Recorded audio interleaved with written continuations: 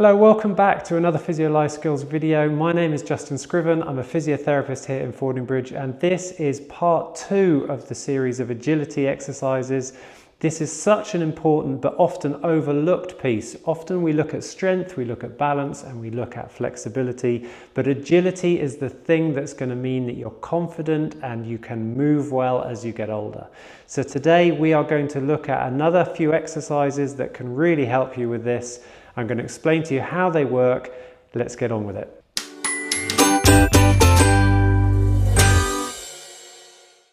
So the way this exercise works, it targets a part of our brain called the cerebellum, and it's a really important part. So it sits in the back of the base of the brain, and it's actually only 10% of the size of the brain, but it uses 80% of the nerve connections within it. So it's a really, really important part. The way it works is it coordinates our movement. It evaluates where we are in space, it evaluates speed. And so in part 1 of this agility video series, we looked at increasing your foot speed and increasing your foot accuracy of placement. But what the cerebellum does, it coordinates and measures how much movement to put in place so that you can do as much movement or as coordinated a movement as you need to for whatever the situation that you're in. So the cerebellum is what we're working on. These exercises are going to work really well at targeting that. So you are going to have to practice them. They are going to challenge you a little bit. So as always, be sensible and be careful with them. If you need to stand next to something for a bit of balance and a little bit of support, then do that. If you're unsure as to whether they're right for you, then check with your healthcare provider first. And the one thing that I also hear from my patients a lot is that they tell me, oh, I'm so uncoordinated, I can never get better agility. I've always been uncoordinated. And I can tell you with thousands of patients, I have never met anyone who with regular practice has not been able to improve their agility and coordination. So if you're ready to improve yours, let's get on with it. Okay, so in this part, this is the exercise that brings spatial awareness. So in part 1 video that we looked at speed, foot speed, and we looked at foot accuracy. Now what we want to do is put that into spatial awareness for when you're moving. Now here I've got some cones because they're quite easy to see, but at home you can use plastic bottles, anything that you don't mind kicking over. So certainly you're spacing them apart as we've got here. I'm going to go through what we do with these exercises. There are a few different ones, they work brilliantly. And today I've got a special treat for you. I've got my 79-year-old model Terry, and he's going to demonstrate also how good he is at doing them as well. So the first thing we're going to do is a lateral or sideways movement.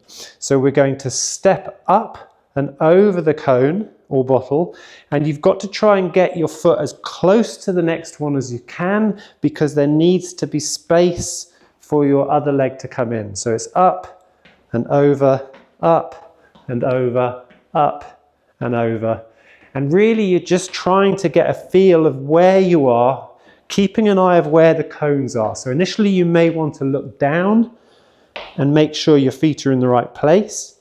As you get more confident, you can then keep your eyes up with an occasional glance down to check that you're in the right place. So if you're ready, Terry, let's go. So hands out for a bit of balance. Make sure you've got enough space. So you're stepping across, perfect. And all the way back. So big step over, give yourself enough space. Perfect. And as you get more confident, you can look up and every now and then have a sneaky look down. Go.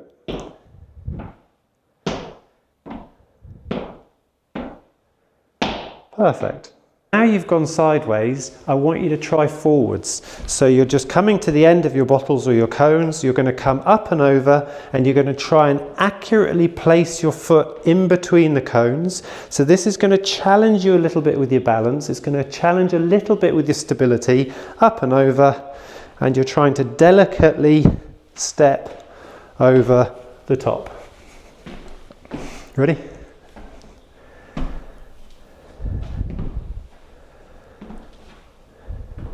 Brilliant, and then all the way back.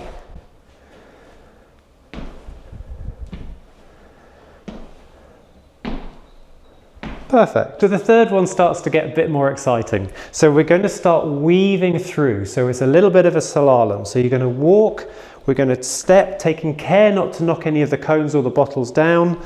We're going to walk through and step and slalom through, and then all the way back, and seeing if Terry can do it without knocking any down.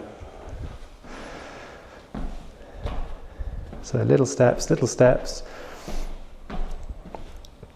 Perfect. And then hands out for a bit of balance, and then let's have light little steps as we come through.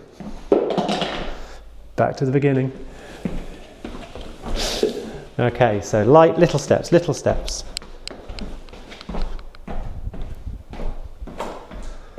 Perfect.